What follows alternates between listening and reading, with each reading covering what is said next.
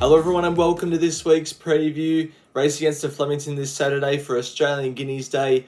2 Group 1s up there at Randwick. We're going all across the country this week for my preview, as I put up a poll on my YouTube community tab last week that got the most votes. So we're going to go to the Valley, Flemington, Randwick, Morphettville and Eagle Farm for this week's preview. A total of 13 or 14 bets this week, so I'm quite looking forward to it. The AFL season's right around the corner, so if you already haven't already joined up my tipping comp, make sure you do so. The Buy For Now Cup catchy code of 6C453W4U, so make sure to join up that. And it's been a very sad last 24 hours for the racing industry. Obviously, Mike Moroney and the inevitable passing away within the same 24-hour span of each other. So that's very sad, but hopefully I can tip the house down in their honour. We kick off at the Valley in race 3. I like number 5, Mr. Vivace. 3 units to the win on at $2.90. This was its last start win at the Yarra Valley circuit. This was in a maiden. Now, this was a 27k maiden at the Yarra Valley, and now it's going up to a benchmark 64 at the Valley, Moonee Valley. So it's a bit of a step up in class, but look at the way this horse accelerates away from the field. Ends up winning by 9 lengths. Should have won by at least 10, but got eased down late. Damien Lane goes on this horse. Gate 5 straight to the front. Around the Valley is usually a place you want to be, and I just think this horse might keep progressing through the grades. This was only first up when it won at the Yarra Valley, so maybe it's just come back a better horse this campaign with time, and I hope it can win. 5 bets at Flemington, kicking off in race 1 with horse 5, Cavalry Girl. This was its last start win in a 2-year-old handicap over the 1,000 metres down the Flemington Straight. The exact same course, distance and class as what it faces on Saturday. It's out of 2 in the market, early at least. Shining Smile is the favourite. I know it dead heated with Tentris last start, and Tentris then came out and ran a good second in the Blue Diamond, but I thought Tentris was well suited off the week back up there, and I think a trainer like Tom Dabernig wouldn't keep this horse going, Cavalry Girl, 6 weeks between runs, if it wasn't right. And I think if this horse is right, it's won down the Flemington Straight before. From gate 6 should get a nice stalking run, and I think can win the first at Flemington. Moving ahead to race 4, where I'm in the corner of Top Caliber. 1.5 units to win at $4.50. This was its last start trial or jump out at Cranbourne, where it finished 4th on this occasion. It's had 3 career starts for 3 wins, all in Adelaide, so faces a step up in class here, but I really like this jump out. Now, jump outs aren't everything, everyone knows that, but the winner of this jump out was Samangu, came out and won at Caulfield. 2nd, Reserve Bank, starts a good chance in the English Sprint on Saturday. 3rd was Jimmy Star, wins the Oakley Plate. 4th, Top Caliber. And then 5th, Akachita, wins yesterday at Sandown. There's just winning form out of this jump out, and that fills me with even more confidence. From gate 14, Williams will either be leading or just in behind them with cover. And although it hasn't seen the Flemington Straight yet, it's a big field. It's progressive, 3 starts, 3 wins, and I think it can make it 4 on Saturday. Another unbeaten horse is Clean Energy, Sunlight's full sister. I've got 2 units to win on this horse at $3.10. We're going to take a look at this horse's last start jump out trial at Randwick on the Kensington track, where it's split Enriched and Steffi Magnetica, 2 very good horses. This horse has beaten Lady Shenandoah in the past. That form looks good now. Beaten Lady Shenandoah on 2 occasions in its 2 career starts. Gate 11 is a good gate down the straight. Blake Shin's a good jockey to have on. Probably if there was any query, it'd be the race fitness and that it's never seen the straight before, but not too many of these horses have seen the straight before, and this horse could just be on another level. I'm happy to have it. I was with this horse last time. I'm with him again. Name Dropper, 0.5 units to win at $8.50. This was his last start win at Sandown in the same class and distance as what he faces on Saturday. Obviously goes up in weight because of that, up from the 54.5 to the 57.5. I've only reduced my stake because it's drawn gate 16 and the 1400 metre turn at Flemington comes up pretty quickly, or from the turn from the 1400 metre start comes up pretty quickly at Flemington. However, I think they've got a tailwind around the corner on Saturday, so I think that's what's going to help leaders, and I think that's how this horse can win 4 from 5 at the 1400 metres, 1 from 1 at Flemington. Dean Yendall Sticks, who won on this horse last start. It's 1-2 on the bounce. Hopefully he can make it 3. Race 7, the Group 2 Blamey Stakes. Winning you're in the All-Star Mile. I'm with Stapati, and this was his last start running the CF4 Stakes. Behind Another Will and Mr. Brightside. Those were the only 2 horses that beat him on this occasion. Defeated some very good horses on this day and was clearly doing some good work through the line, indicating 1600 metres is what he wants now. Although I don't think this horse is the best horse in the field, I think it's just got the race fitness compared to a horse like Zardozi, who's second up and maybe peaking 3rd and 4th up. Attrition, who's only second up. Plus Du Carousel, who's coming back first up. I just think Stapati, when you combine the race fitness with the class of the horse, comes out on top. Draws gate 11, so probably have to go back to last, but it's Flemington. It doesn't really matter. It's 2 from 4 at Flemington, and hopefully it soars over the top of them. Now on to the Group 1 at Flemington, the Australian Guineas. We're going to do process of elimination, just like we did last week for the Blue Diamonds. So let's get started. 8 out of the last 10 Australian Guineas winners have drawn inside the first 2/3 in terms of barriers. So we're going to get rid of horses drawn 13 and out. The next one we have is that 10 of the last 10 Australian Guineas winners have been 2nd to 4th up, so we can get rid of one right in the market here called Sepples. The next one is 8 out of the last 9 Australian Guineas winners have run over 1400 metres at their last start, so we get rid of another horse right in the market in Point and Shoot. Next one is 9 out of the last 10 Australian Guineas winners have started under $10 SP last start, so we can get rid of a few there. In dollars supposed to be out on this one, but I forgot to cross it out. Then the 5th one is they've run in some form of Guineas or Guineas Prelude in their careers before, so we've got rid of a few there.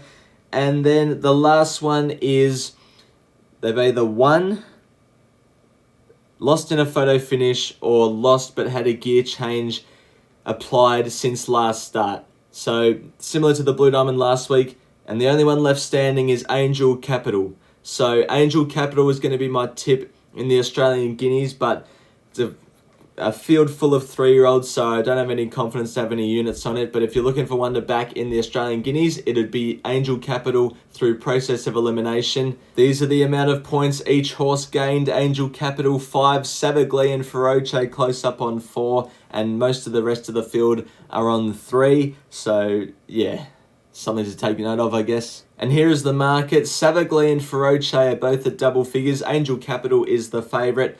I thought Sepples was good last start and could just be too good for them, but let's stick with Angel Capital. Moving up to Sydney now, we're in race 4, the Skyline Stakes. I like number 2, Shaggy. 4 units to win on it. This was its last start win at Randwick, where it went to the front, won by 2 1/4 lengths. Did this so easily. The only query on Saturday is that it's 4th up, and with a 2-year-old, when's it going to feel the pinch? But off the back of this performance, how could you say that? From gate 3, should go straight to the front, and hopefully it does on Saturday what it did on this occasion. It looks to be a very progressive horse, obviously coming up against better quality opposition.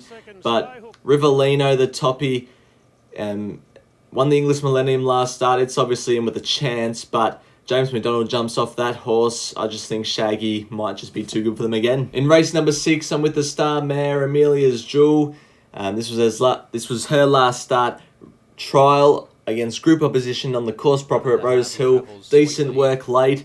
Her first up record is good, 4 wins from 6 starts. Her form last prep was really good without winning. I think 1400 metres is a good distance for her first up, and I like the fact that James McDonald has been booked. He'll get everything out of Amelia's Jewel. The blinkers are off, so I think Amelia's Jewel can win for the first time since September of 2023 on Saturday in race number 6. Now on to the first of the Group 1s in Sydney. It is the Group 1 Surround Stakes for the 3-year-old fillies over 1400 metres. Not much else to say besides Lady Shenandoah should be winning this race. If you're looking for one at odds to back, Amelita, number 9. I like the work it showed through the line first up, and from gate 11 will be flying down the outside late. And in race 8, the Tab Very Elegant Stakes over the 1600 metres. I don't think there's any edge in the market here. Via Sistina would have to be my selection. She was the best through the line in the lead-up race last start, And second up will be Fitter. I know second up she failed last prep, but that was of a fast run race on a heavy track. She's a star, and I think she'll get back to winning ways on Saturday. Finishing off Randwick with race 10, number 14, Kings Valley.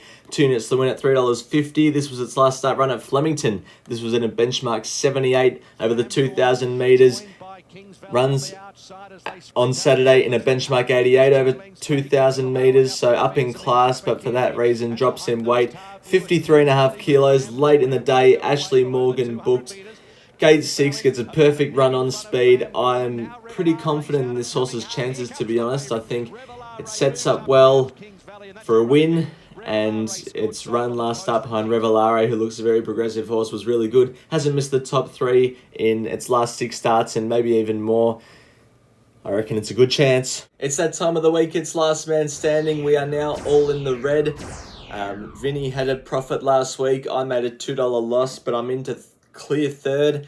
Nikki and Sky High Horse Racing looking for their first wins of the last man standing season, I guess. So we'll start with what Sharon's doing. 10 the win and 15 the place on Tom tomorrow night at the Valley, as well as Kappa 39 in South Australia, Iron and Merc in Rose Hill, at Randwick, I should say. And then a box trifecta, $25 for Rivellino, Shaggy, and also Comedy in that race, race number 4. We move on to Vinny. He's having 50 the win on Revelare and also 50 the win on Barbaric Lad. I'm going to have 70 the win on, probably a bit of a spoiler alert actually, Mullane at Eagle Farm, and also 30 the win on a horse tomorrow night at Canterbury. First starter for Bjorn Baker. 1-2 trials in the lead up to this. I think it looks very smart. Strata Verena. Nicky's having 50 the win on Stapati. Hopefully he's right. 25 the win on Point and Shoot, and then a $25 win all up. Chicago King tomorrow at Terrain, Friday during the day, and also Lady Shenandoah the win, Via Sistina the win in the 2 Group 1s in Sydney, and Sky High Horse Racing is keeping it simple.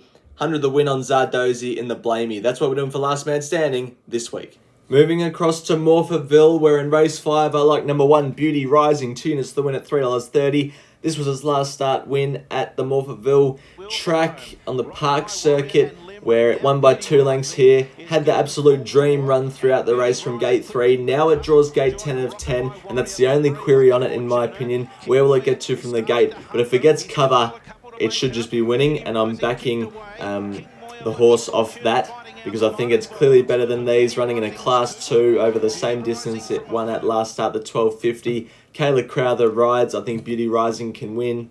Race 8 at Morphettville, I'm with number 9 in Porter, 2.25 units to win at $3.40. This was its last start run at Flemington behind Is It Me at benchmark 84 level over 1,400 metres.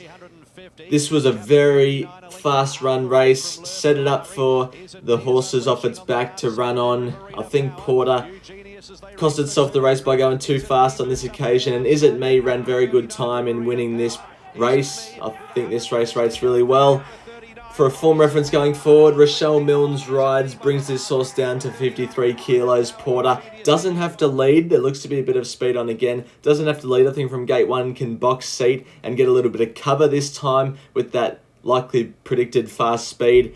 And yeah, I think it sets up decently for a win here. Eagle Farm, race 9, number 6, Mullane, 4 units to the win at $2.60. This was its last start run at the Sunshine Coast, class 6, 1,200 metres, the same class and distance as what it faces on Saturday. This horse was no match for Metalart, who went straight past it on the outside, but there's no Metalarts in this race. From gate 3, should sit right on speed and should at least be running top 3 for my Let It Ride a little bit later, but also I think it's a really good winning chance. Vlad Durik's back on this horse, which is a positive, and even though this horse had 6 weeks, 5 to 6 weeks in between runs, I reckon that's how he likes it, and I reckon he can win on Saturday. And in the last, I like Just Flying, 1 unit the win at $6.